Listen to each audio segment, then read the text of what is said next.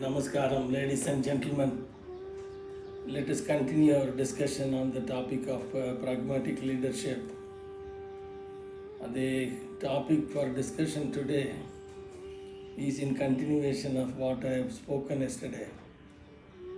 In my last video, where I spoke about I want and I need. So, we discussed extensively that human beings are the pinnacle of the creation, with the result that they have got a lot of ability, faculties, and then they can make choices out of it. So unlike the rest of the rung of the creation, which is essentially plants and animals and minerals and whatnot, so whatever that we see in the physical form, human beings have come up with an enormous amount of faculties with which they will be able to make better choices. When we say faculty, many a times people find it difficult to understand what this term faculty really means. The term faculty really means is that there are certain brain capacity or capability with which we are able to function in many different ways. That is what we call it as a faculty. Now, when in an academic scenario, when you call somebody as a faculty, it really means that this faculty is for mathematics and this faculty is for science, etc. What we really mean is they have become the storehouse of knowledge in this particular topic. So that is what we call it as a faculty. Also, in the noun form, the term faculty is really used for referring someone as a teacher. So in the context of human faculty, when I am using this term faculty, really it means that the particular type of a capacity of human creation. For example, human beings have been given the sixth sense, the so-called term that is used for, which is essentially is our intellect. Now what do you mean by intellect, and why do we call this as the sixth sense? Because there are five senses are there for animals as well as for human beings, with which we are able to perceive this world. And then through eyes, for example, we can see, and then through ears we can hear, through nose we can smell, through tongue we can taste, through skin we can have the feeling of touch, and so on and so forth. So we call these as a five senses. That's the reason that we call something as the sixth sense essentially is able to discriminate things. So what do you mean by discrimination? In the sense that good and bad, this is right and that is wrong. And we can probably understand the situation better and take the right kind of decisions. So that is why we call intellect as a faculty, additional faculty, and then we call it as the sixth sense. For the simple reason that animals have got only five senses. They don't have the so-called intellect incorporated in them. Probably that's the idea and plan of the creator or the nature, as the case may be. So human beings have been given this additional capability of an intellect, and you call this as a faculty for the very simple reason that it is a powerful tool bestowed on the human creation. That means you may be able to use this faculty, or you can probably be ignorant of the faculty. That becomes the individual's choice. So Sadhguru always used to call intellect as a knife, basically, in the sense that using a knife you can dissect things. You can cut vegetable, you can cut the frog and see what is inside and how its lungs is functioning, how its heart is functioning, and so on. So intellect is like a knife according to him, and then you can dissect things to understand. So going forward, we will try and understand that whenever I am using the term faculty, I really mean certain capabilities given by the nature to the human being. Whether we are using them or not using is a different issue. But whatever we are not aware, we cannot use them. So it's first and foremost is extremely important to understand what are the powerful functionality that we have been incorporated. So we were discussing about the various choices human beings can make and which animals or plant cannot make in the previous session. So with the result of these additional faculties which are basically intellect as we discussed, and then we have a power of imagination, you can call that as a faculty. You have got the ability to recall a particular thing that happened in your life, and you may call this as a faculty of memory. So you have an additional capability of conscience.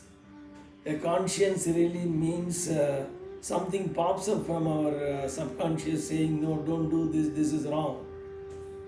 Probably we may disconnect that signal, but nevertheless conscience always pops up and says, this is something adharma, that means you are not supposed to do. So human beings are blessed with many different faculties like this, which is not really blessed for the lower rung of creations, essentially the plant as well as the animals. But at the end of the day, how human beings are using these kind of additional faculties is $1 million question. As I was also speaking in the previous sessions, that you may buy a very complicated smartphone, spending a lot of money, but if you are not reading the user manual and trying to understand its functionality, it's very unlikely that you may be using all of that. So what is most important aspect here is that for you to become a pragmatic leader, you need to understand what are all the faculties that you have, and how are you sharpening those faculties, and how are you applying those faculties whenever you are making choices in your life. So as I spoke in the previous session of my life's lesson, where I mentioned that human beings have got a need and they have got a want. Our need is something very basic. For example, this beautiful plant next to me really needs water. It needs a kind of carbon dioxide for its own breathing purpose. So the needs are fulfilled the moment this plant is getting those. But the plant doesn't ask, I need probably a Mercedes car, or I need something, a 3-bedroom apartment, etc. For the very simple reason it is not designed to do so. But whereas human beings have got this additional kind of faculties by which we keep on making our wants more and more. So I was reading the book Happiness Hypothesis by Jonathan Haidt yesterday, and I thought I will share one more additional knowledge input which is extremely powerful. That is, the psychology was trying to analyze that how the human brain is working and what leads to happiness and what leads to misery. So they brought certain 2 classifications. So the classification of the 2 wants of human being, one is for the purpose of trying to show that I am better than you.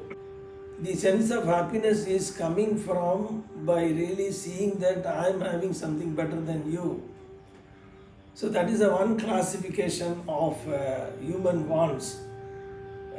Essentially what this really means is, if one country wants to become a superpower, what that really means is that everybody else should be lesser than me. So that means the kind of happiness is derived by seeing someone else is suffering or probably inferior. So this is one kind of a human happiness, which is essentially derived out of I have this but you don't have this. So hence I only have, that means I'm more superior than you. So that is one kind of happiness that they really discovered, that if you really look at the whole human race is only based on this particular aspect of human want. somebody wears a Rolex watch, but he is feeling very happy is because many other people don't have a Rolex watch and they cannot dream of getting it in their life. So the whole race of human beings are moving in a direction that people wanted to have something which others don't have. So this is one kind of human, I would say that is a human mental disorder. The reason why I am calling this as a mental disorder is because we are becoming a sadistic human being by seeing somebody else is not happy. So I am happy, they are not happy. That means my happiness is derived from seeing somebody else is unhappy. So the other kind of happiness drivers, what they discovered was inconspicuous kind of wants basically.